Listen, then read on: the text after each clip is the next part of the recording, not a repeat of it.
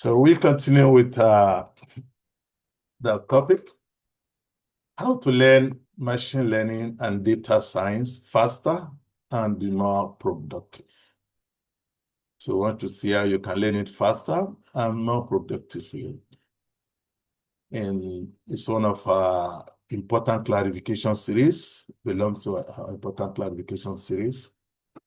With the team, let the data speak. This is where the word is. The next oil and gas has been agreed to be data. So how you make use of your data that is vast and constantly being generated, you don't allow it to be waste. In the past, data used to be waste products, scatter everywhere, abandoned. Now people are turning it to gold mine. So how can you let the data speak? So with our mission is making AI and machine learning accessible. That is democratizing AI. Nobody should be left behind. Even if you are not in computer science, you are not in computer-related field, everybody is welcome.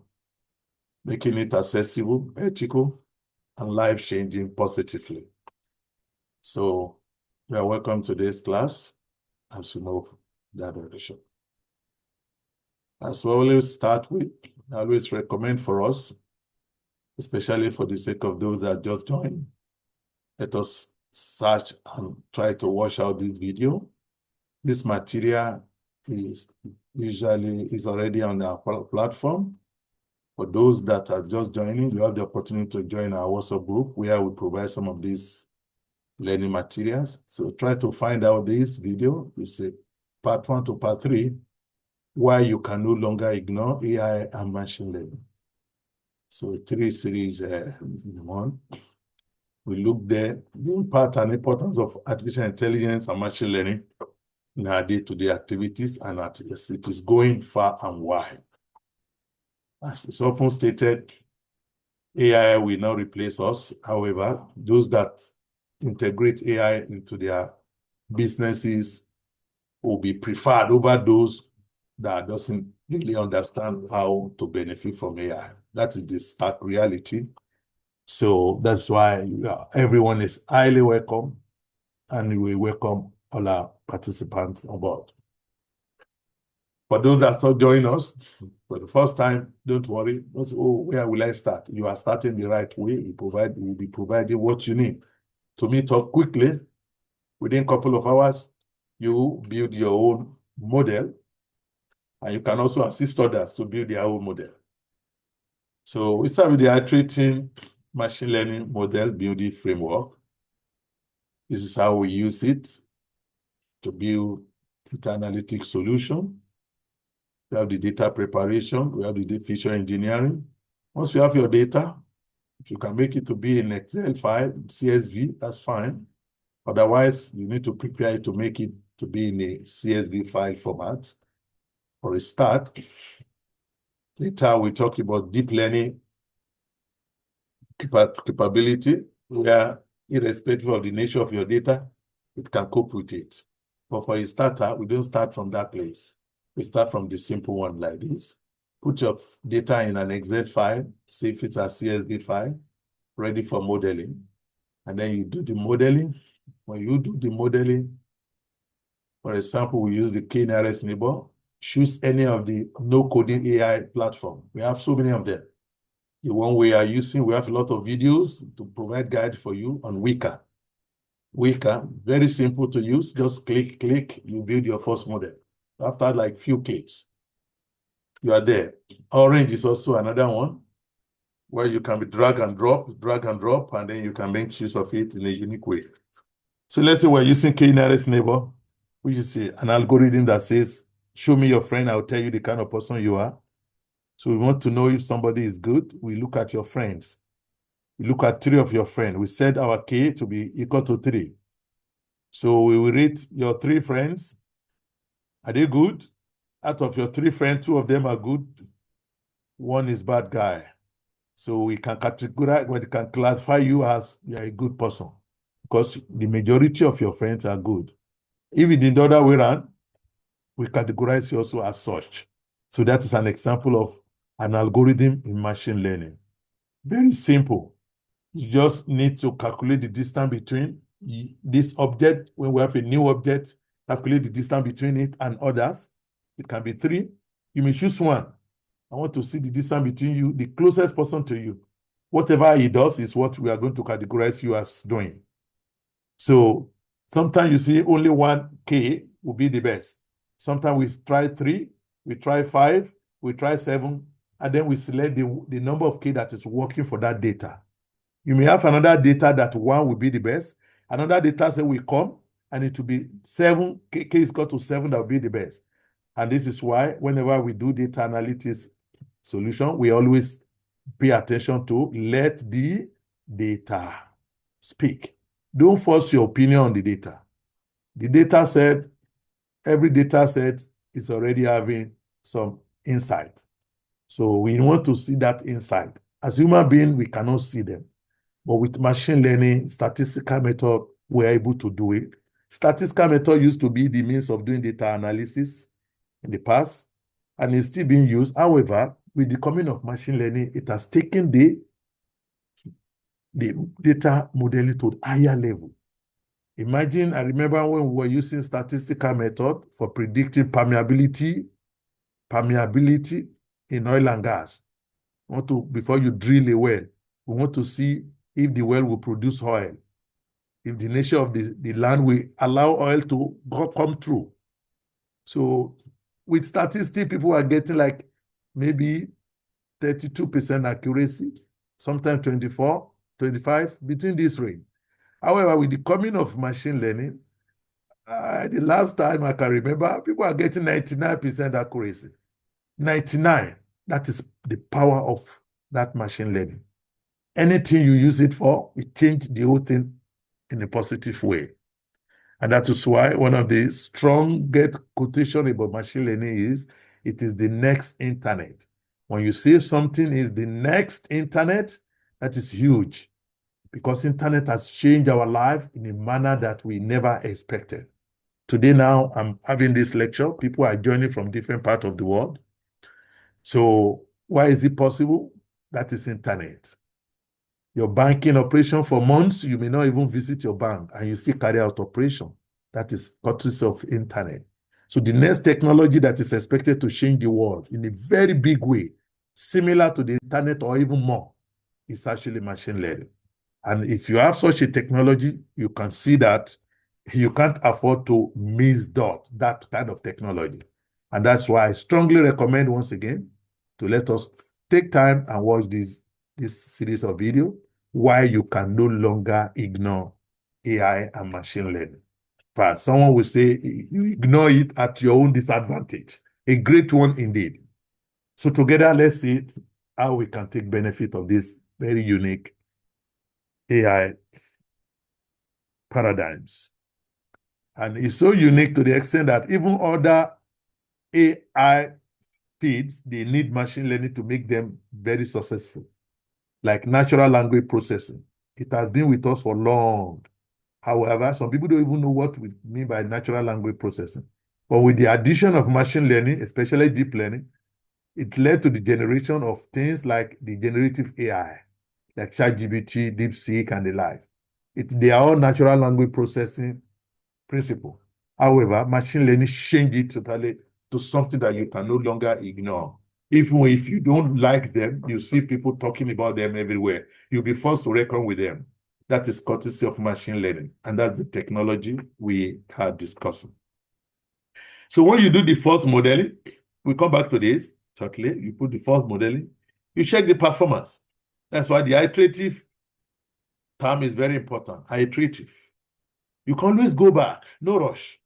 So you may have to go back here, change the K from 1 to 3, 3 to 5, until you get what is good for you. Sometimes, no matter what you change, you didn't get something good. Then you may change the algorithm. Let me use decision tree. If k-nearest neighbor is not working for my data, let me use decision tree. You start the hyperparameter optimization again. Maybe it doesn't work for the data. Support vector machine is there. SVM. There are so many machine learning algorithms. you check the performance. Sometimes, even after using some of the trusted model, you are not able to get anything near what you are looking for. Imagine in the medical application, you are getting maximum of 65% accuracy. People will not trust that kind of, because the life of human beings is involved. They consider this as very low for medical applications. They are looking for 90, in the 90 range, 95, 99, 98. So you keep going back. Sometimes you might have to go back to your data. Maybe something is wrong with your data, like feature engineering. There's a feature called date. Date. Can you break it down into three? Day, month, and year. So instead of having only one variable, you make it to become three. Sometimes that is what you need to really get the insight in the data. The full date is not providing the insight. When I break it down, sometimes it may be what you need. We call that feature engineering. Sometimes you may have to do feature selection. Remove some features. They are not good. They are weighing down our model. So, and also further feature engineering stuffs we can do. And sometimes you may have to go back to data preparation. Maybe you got the wrong data in the first instance. You may have to go back and then try to get the correct data set and see how far you can go. So the fact that it is iterative means there's nothing to worry about. You can always go back. So be very flexible. Don't panic. I must get it right at once. No, you may not be able to get it because the data set varies. So always remember, let the data speak. So, and be flexible, go back and forth, back and forth. We'll come back to this iterative model shortly. Now let's move on, especially as a guide. You keep doing that iterative return and go until the model reaches a satisfying performance.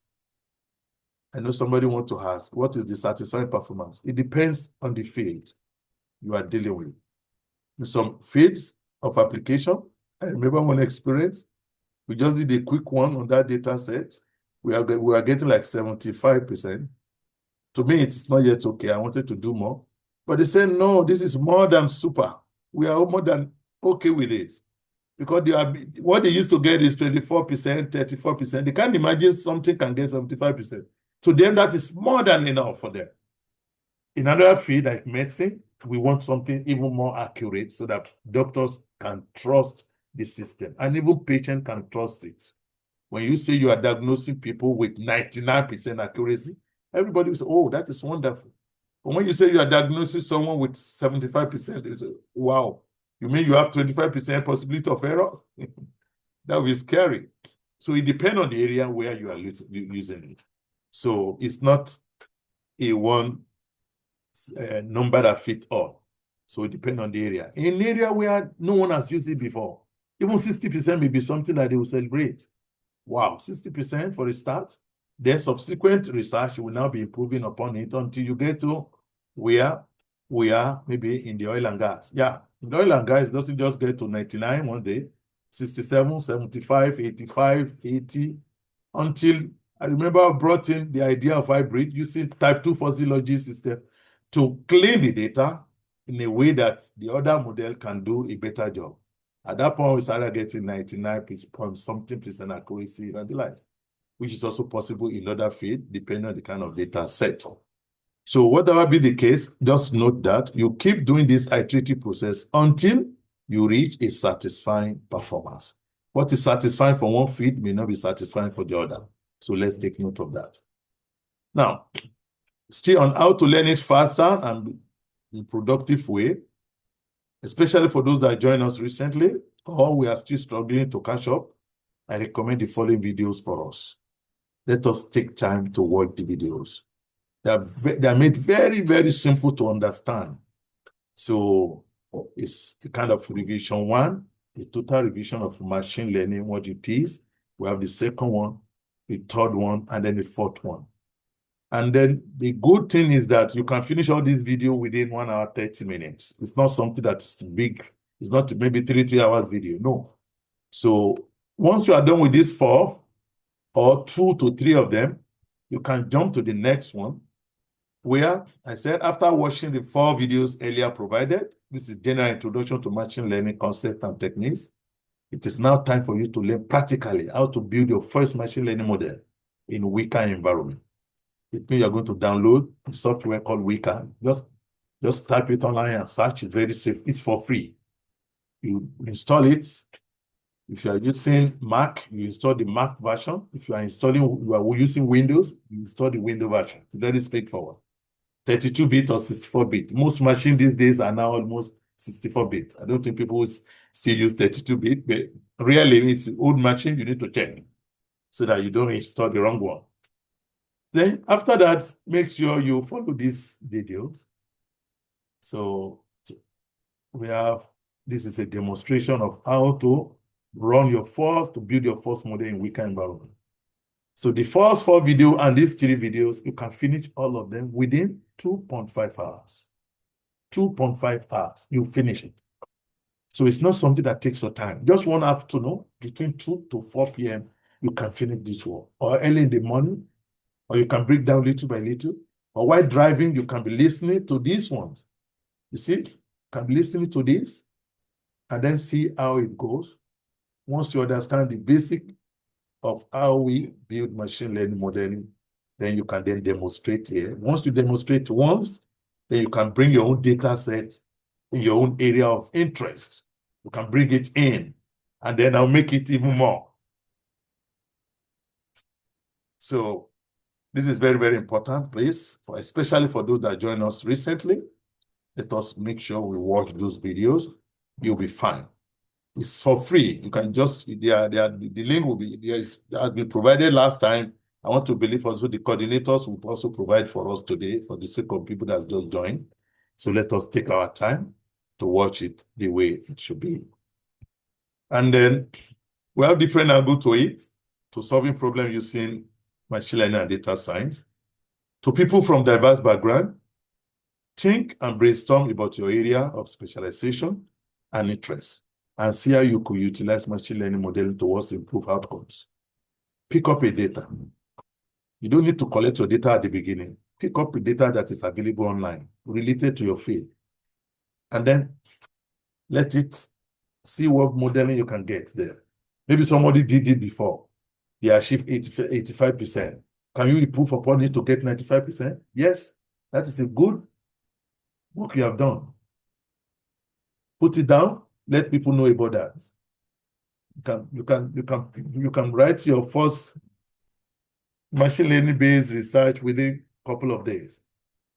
So further think of how you can improve what you have done earlier. So further think of what you have. Can I improve upon it? Can I think of hybrid or ensemble modeling? You see, I want to make the work even better than what it was. This is very important. To the people from computer science and related background, think and brainstorm about areas that may be in dire need of improved outcome using machine learning modeling capability. See, you have the solution. Think of how you can solve people's problem. It's not just to go only theoretical. Let us benefit people. Further, think of what you can do to improve. That's why we solve problem on oil and gas, medical, forensic science, several other areas where people are really, for example, bankruptcy prediction. Bankruptcy. The government is encouraging people to have startup. If you have a startup, you want to make sure after employing people, you don't want it to just fold up. You see, it's easy to start, but to sustain is another thing. So with an effective bankruptcy monitoring system, the government can be monitoring companies that are in trouble. They can come in, take over the company, and then do some reshuffling and then make sure it doesn't fold up to protect the workers there. Do necessary investigation. Why is this company doing fine, going to fold up? What is happening? But before, we don't have that information. We just get to know that, oh, the company just declared themselves bankrupt. Just like that, hundreds of people now, they are going to go back to the job market. So we don't want that to happen. With technology, we can ensure that we have an idea that a company may fold up after some months. So we can then take proactive steps to prevent it from actually folding up. So this is a very important area of application. One of our flagship work that we did past, bankruptcy prediction, that we can prevent a company from folding up without the knowledge of the government, or even the CEO may be, I mean, the board of directors of that company may not be aware. Only those people who are doing things, even those people that are responsible, may not know the implication of what they are doing. Little misconduct here, quickly. However, imagine we have a system that 6 months before, or even 1 year ahead, it sent a warning system to the board of directors of that company. Hey, please, you need to take action. Our AI system just detected that the company so may fold up in a year's time. They start investigating. Then we can run another diagnostic analysis. We can run diagnostic analysis to ask this question. Why will it fold up? What will it be responsible? That diagnostic analysis, based on the available variables, will be able to identify possible reasons why it may fold up. And then the investigator will know what to focus on and try to prevent this particular negative prediction. When you have a negative prediction, it doesn't mean that something negative is being intended. No, it's to prevent it from actually happening. Because when you know that something bad may happen, you can actually prevent it from happening. For example, the hurricane.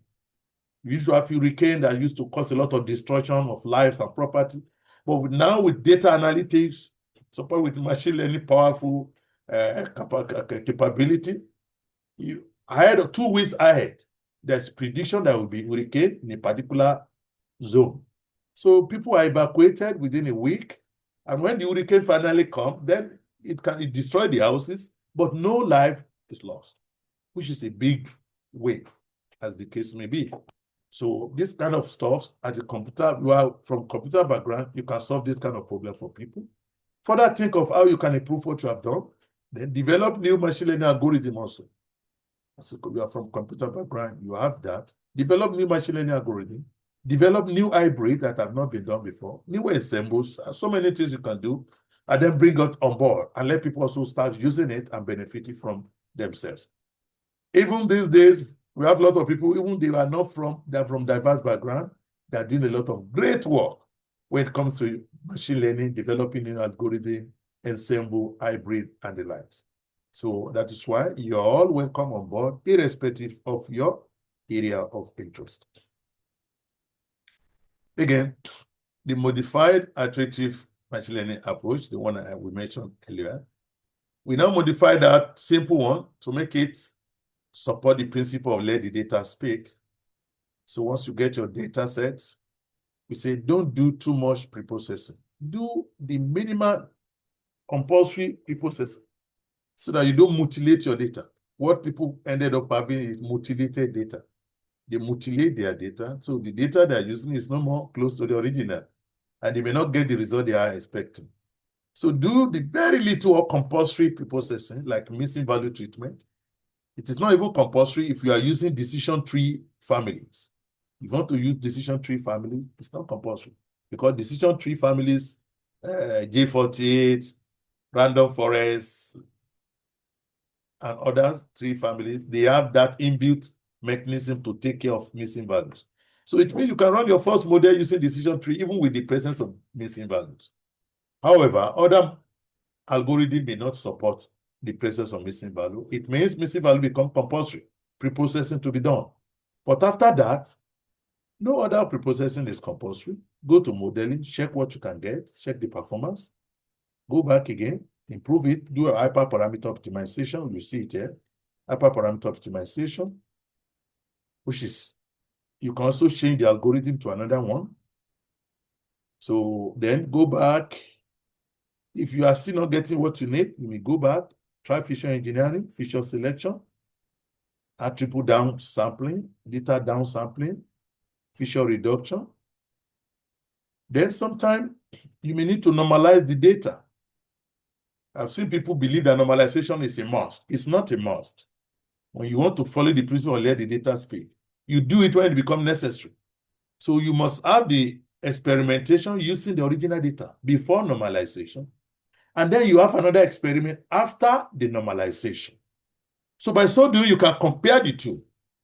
Is our experiment benefiting from normalization? The assumption that your data set must benefit from normalization has been proven wrong on several grounds. See, so when you are next time you have your data, don't jump at normalization. And that was why we propose in that Let the Data Speak book, we propose what we call multi-channel pipeline. Multi-channel. So create multi-channel for have a pipeline one that run the original data without any preprocessing. Have the second pipeline that run it with normalization. Have another pipeline that run with feature selection. Have another one that run with normalization plus feature selection. Another pipeline that run with normalization, feature selection, and hybrid. I mean, you have so many options to try because at the end of the day, you can't tell which of them, the pipeline, will be good for your data. At the end of the day, you're going to have multiple pipelines. Then this one is getting 65%, this one is getting 85%, this one 92%. Finally, I have a pipeline that is getting 99.8%, the best pipeline. At that point, maybe I've used like 4 or 5 preprocessing options. In another time, it may be this second one that has no normalization that will produce the result. And I think we've given the real-life scenarios of PhD students who got stuck with their work because they use normalization right away on the data set, and they tried whatever they could try. They were not able to get what they needed. However, after removing that normalization, after getting across to the principle of let the data speak, we decided to use the original data set without the normalization and was surprised that it was able to get what they have been looking for. So that is the power of doing the right thing by letting the data speak. So sometimes you may have to come back and build ensemble, but you don't build ensemble until when you see that simple algorithms does not work. There's a principle in machine learning. Keep it simple. When you can use a simple algorithm, don't go for complicated ones. Because it takes a lot of time. It's like using a big hammer sledgehammer to kill a fly on your table. The fly may leave, you may miss the fly, and you may break your table. So start from simple algorithms. It is when the simple one could not do the work for you, then you can graduate to more complex algorithm like a support vector machine, ensemble, hybrid. Even sometimes you have hybrid ensemble combined together. Just because you need to improve, because sometimes data set could be so complicated that there's no way you can get a single algorithm that can do the work for you. At that point, you move to ensemble and do other more pressing and fundamental improvement. So there are so many data cleaning stuff you can do, missing value, outlier treatment. You have a pipeline that does the outlier treatment. If there are outlier in your data, it may not make you to get good results. See it? So we do all these, compare the type, validating, and so many other stuff. Log transforms can be done. What a PCA, principal component analysis. All this comes under the issue engineering and data preprocessing. Once you follow this principle, hopefully your data will be able to get what you need from your data set. So moving forward, before we end for the day and give room for question and answer. So I said, always remember you let the data speak. Start with raw data set before applying too much preprocessing. Always use the iterative process idea I've explained. Remember, machine learning is not a dogma. So try different algorithms and options. That the fact that I use support vector machine, I use it a lot in a lot of our successful applications. It doesn't mean your next data set will benefit from support vector machine. And by the way, we've used it on some data set that it doesn't support. It doesn't work. And that is why we say machine learning is not a dogma. There's no algorithm that works in all situations. Somebody tells you what is the best machine learning algorithm. If from my experience, maybe somebody will say support vector machine. That is wrong. There's no algorithm that is best. You have to check, it depends on your data set you're having. With the change of data set, it's a totally new algorithm that has not been performing, may start performing suddenly. That is the fact I want you to note. Always let the data speak, follow the principle. Use the original data at the beginning. Then start doing preprocessing gradually and running the experiment. Don't do 15 preprocessing in your data set before you start the first experiment. This is what people used to do in the past. It's not good. You ended up having what I call mutilated data. When you have a mutilated data, you can't get anything from it. You're already far away from the original data. And meanwhile, every data set that is coming new, we have to subject it to those 15 preprocessing before you can use them. So, and the possibility of getting the result may be very, very low. So don't do that. Do one preprocessing at a time. After using the original data, then go to first preprocessing, maybe normalization. Next, do outlier detection. Next, keep doing them one by one and checking the outcome of the modeling. The one that gave you the best will be the one you are going to go with, not the one your friend told you. Oh, my friend told me that once I use normalization and outlier, I get good result. You may be disappointed because your data set may not be like that. So that is what to mean by the principle of let the data speak. And then you take the next step based on what you can deduce from the data modeling outcome so far. And this is where experience matter. You consult experienced people to guide you, to provide it. Sometimes nothing seems to work. You are missing some very simple silent form. So from experience, people will be able to guide you. And that's why you need a particular kind of mentorship, especially at the beginning. And before you become a pro on your own, and you also mentor other people. And that is the essence of this, our regular city. Want to produce as many people as possible that can also help others to be able to utilize AI and machine learning. And before we stop finally, other learning resources you can refer to, a book, Let the Data Speak. The soft copy is already out for us. Those who are interested can check out. And hopefully the hard copy will be out soon, hopefully. But for now, we can get it from there. The same course I recommended for all, there's a course called Machine Learning Made Simple, No Code Needed. We did 2.4 hours, a crash course. You can build your first model. Those are the same video I recommended for you. It's available free on our YouTube channel. And we're going to give you those links. However, some people like to go by courses. I want a well-built course. So because of requests, we built it on Seller.com as a course. You can subscribe to it there. We also have it on Udemy. So you can check them out there also. There's another course also that benefit, especially people from research background, writing machine learning-based research papers, how you can model your data and then successfully report it to an acceptable level for editors to consider them worthy of publication. So we call it writing machine learning-based research paper. It's also available on Udemy, on Seller.com, and also on Udemy. And also, all these videos also are available. If you check our platform, you get them there for free. But for this, do people like something created in a course form, is there for you. For instance, so we added the idea of machine learning ensemble. It's also there now on Udemy. People can check it out so that all we can all learn and then take advantage of this unique capacity. So because of time, usually we give time to speak a little, give more time for people, both the new and the old, to ask questions. As you go ahead now to watch up those videos, note down questions that may be coming, clarification you may have to make. By the next edition of our weekly program, you have the opportunity to ask those questions and clarify. I mean, it is urgent. You can also private chat us so that we could be able to respond to you so that you don't waste time when that particular motivation is there for you to work. So listen to those videos, try to jot down any concern, especially for newcomers. Don't worry. Within a couple of 2.5 hours, you are on board. So just take that initial steps and you'll be very surprised how much you're able to learn within a short period of time. So I believe this is a very good place to call it a day. And then we are going to take some questions. Thank you very much for listening. Now, let's